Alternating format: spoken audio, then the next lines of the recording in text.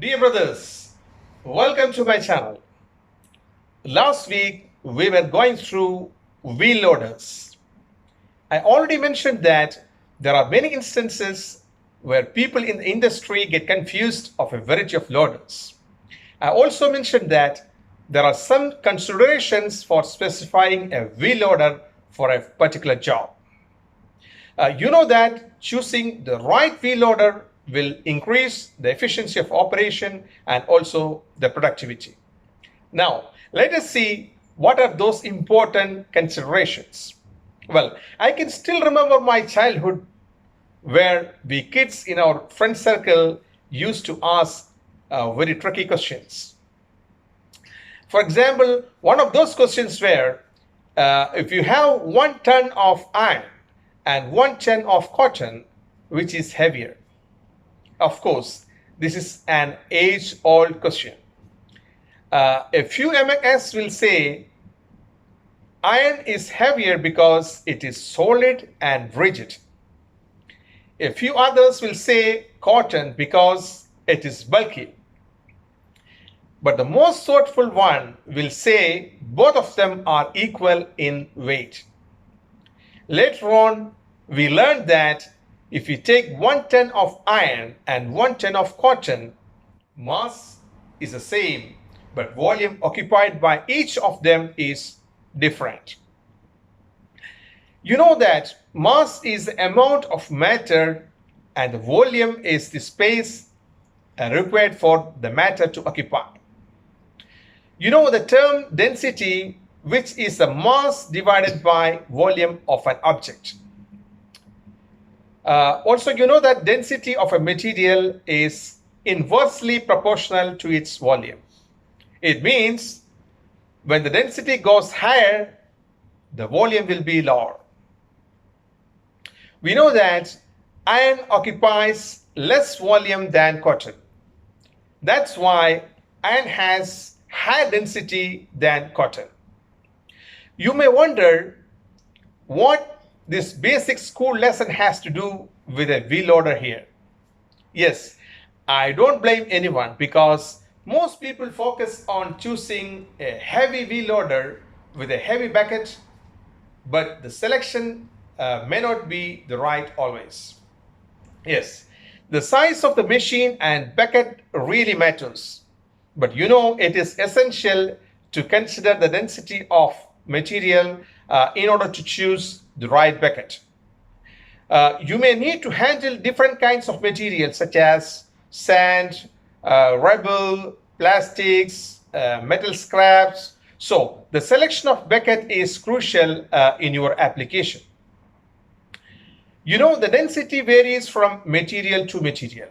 So if you have a case of multiple material loading application, the highest density would be considered. It means your selection of bucket is based on the heaviest material. So the first point is that we must know the density of material even before we choose the material and the bucket. I mean the machine and the bucket. The second point is to understand your application, your project scope, and also volume of your work. For example, we should know what kind of material to be lifted up, how much material that you need to move per day. So understanding volume of work is key in selection process. Always look for a machine with suitable power option for that particular job. I mean, machine horsepower is an important factor. That's why, in order to make sure your machine hydraulics work efficiently, you need your operation cycle time to be shortened. A compact wheel loader may be less than, say, 80 horsepower. A small type, if you take, will be something between 80 to 150 horsepower. A medium type will be between 150 to 200 horsepower. And if you take a heavy wheel loader, it would be something around 200 horsepower. So, suitable power selection is very important. Another factor is to look for higher lifting capacity, so you reduce your cycle of operations. Once you reach your target with minimum time, the productivity of the operation will be increased. You should know that tipping load, which is an indication of the safe working load permitted. Once you know the tipping load, the machine can perform without any concern of stability. Another factor is to know the breakout force. Please refer to my previous video, part 22, for more explanation on this breakout force. The breakout force has a direct impact on productivity, so we should take a note of this. This information of breakout force is available on the equipment brochure on most of the occasions. One of the biggest expenses that an equipment operator has to bear with is the fuel. So fuel efficiency is also very important. Now, normally fuel efficiency is linked to operator practices. I mean, his nature, his behavior of use. Also, your machine should be capable of working throughout the shift with minimum refueling intervals. It means that your machine should have a higher capacity fuel tank, and of course it should be fuel efficient as well. You know that there are many attachments possible with the wheel loader to handle specific jobs. The selection of attachment must be it should be most suitable for that particular kind of job. Also, the machine should be capable of engaging and disengaging the attachments as quickly as possible. The efficiency comes from the operator when he is able to change the attachment within short period of time. Normally, quick coupler system is operated within the cabin for engaging and disengaging an attachment. So greasing is very important for proper functioning. Also, you know that there are couplers designed to operate without greasing, and those kind of couplers will reduce the maintenance cost. And you know that most common attachment in a wheel loader is a bucket. Right selection of the bucket size is very important in all the applications. It is also important to select optimal operating weight, horsepower, torque, traction, lift capacity, and also the lift height. There are instances where we need to work in confined areas. Here we can't use very large wheel loaders, but we require the power and performance of a large wheel loader. In this case, we need to choose a smaller size wheel loader with good lift capacities, tipping loads, breakout force, and also fast cycle time. Normally, wheel loaders in say 150 horsepower size is an ideal one for most of such applications.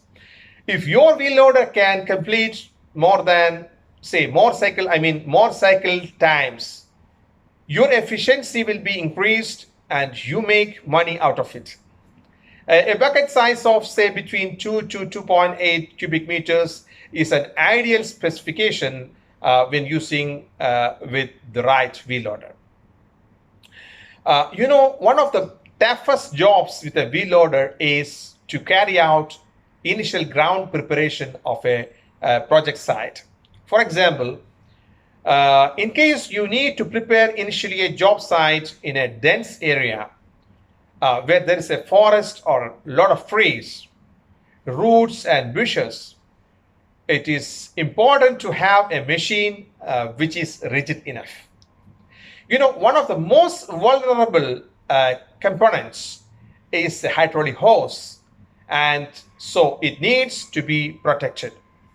The machine should be designed and manufactured to protect the hydraulic hoses and also other key components. Particularly there should be shields to protect the front glass and lights. So these things should be considered for the right selection whenever you think of an application. Another important point is the tires. The tires should be proper to work in harsh environments. Once you have the most appropriate tires in place, there will be less damage due to overloading.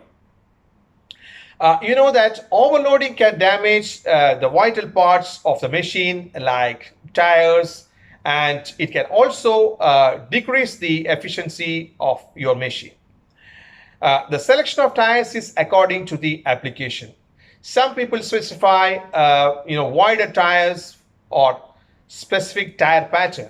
For example, in case of gravel or quarry, there are dedicated tires. If you use radial tires, we can get good traction and control at higher speed. If you use solid tires, you can comfortably use in scrap. If there is a soft or sandy area, it is better to use flotation type tires. Most importantly, choosing the right dealer and brand is important in your selection process. It is essential to maintain suitable consumables and recommended spare parts in advance, in order to shorten the idle time in your maintenance. It is essential to replace with genuine parts for lasting performance and also to fulfill your rights of warranty. I hope that I have given an overall knowledge of this great product, and please share with me your thoughts. Also, please share this information with your friends and colleagues, and let me have your feedback as well. Thank you for watching, and God willing, we'll be joining soon next week, and goodbye.